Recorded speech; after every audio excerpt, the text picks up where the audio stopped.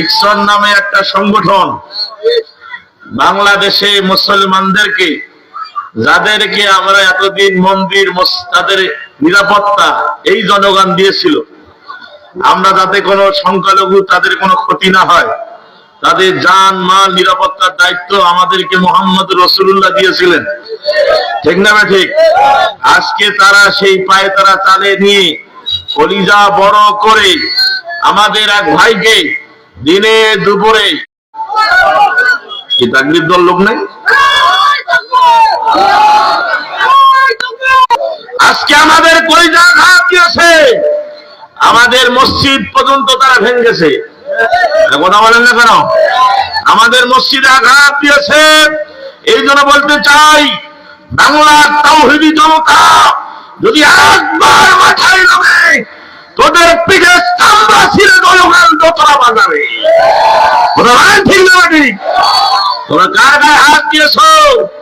মুসলমানদেরকে তোমরা মনে করছো এক সাইবুল জীবন দিয়েছে, সাইবুলকে তোমরা দিনে দুপুরে, আমি ঘটনা আজকে পরে দেখলাম, এই সাইবুল আমার বাড়ি শহীদ সাইবুল ইসলাম, এই যে নবমুসলিম যারা হতো তাদের সার্টিফিকেট নিয়ে দিতেন, এই ক্ষোভে এই বাচ্চারা, এই জাহান্নামী পেত্তারা তাকে দিনে দুপুরে ধরে কুপিয়ে হত্যা করেছে। জোরে কান নাউজুবিল্লাহ।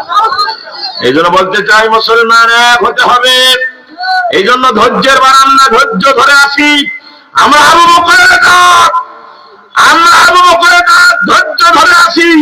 যদি উমরের মতো আমরা রানার নিতে হয়, বাংলার তাওহীদি জনতা যেমন রেডি হাসি রাখে, বাংলার বাড়ি থেকে আমার যুবকরা যেমন তাকে বিচ্ছিন্ন করেছে, এরকম বাংলার জমির আমার ছেলেরা যদি আবারও মাঠে নামে, ওই সমস্ত আবু জাহেলের নাতিপুতিদেরকে বাংলা ছাড়া আমরা করবো কারা কারা, প্রস্তুত হতো।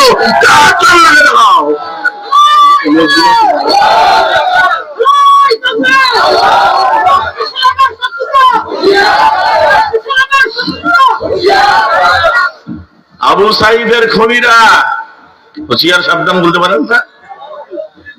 আমাদের আবু সাইদ জীবন দিয়েছে রংপুরের, ঠিক না ঠিক?